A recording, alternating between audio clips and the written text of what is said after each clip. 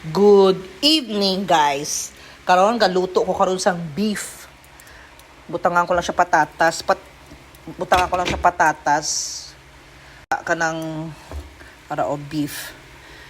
Butangan ko lang siya patatas o green peas sana. Kaso wala man ko'y green peas, kaya patatas na lang. Tapos maluto dayon ko sang giniling with cheese na siya.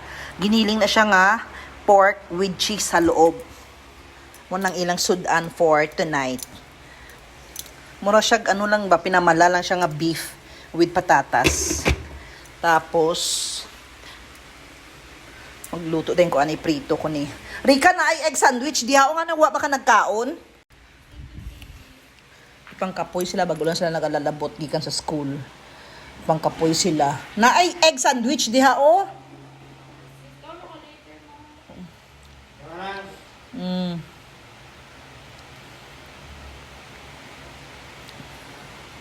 Guys, galuto na ko karon sa akong giniling na ginlagyan ko ng cheese. Yan.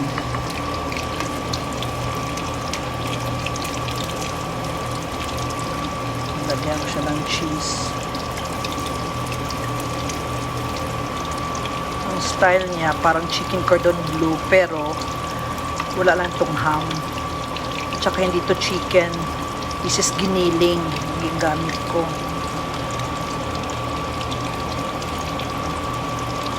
Nilagyan ko to ng ham. Chicken cordon bleu yun siya. Yung style niya. Yan. That's the ulam for tonight. Luto na ko sang beef. Oh. Yan ang ulam nila. Hello guys.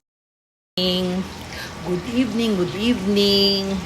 Lapit na maluto akong luto. Magkaon na din ang mga bata. Kamo nakaluto na mo guys. Sa inyo panihapon. Ako always every day.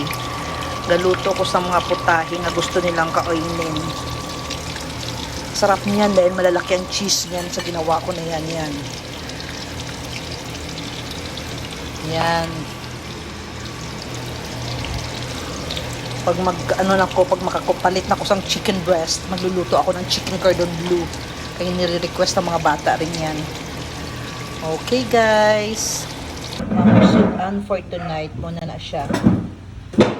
Beef na siya, beef. Gisa-gisa ko lang. Then, giniling with cheese. Muna siya ang ulam namin for tonight.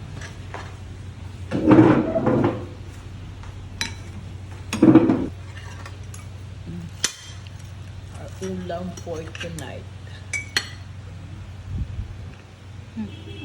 Ang mga balunan nyo, wala nyo kayo panghatag sa ako, no?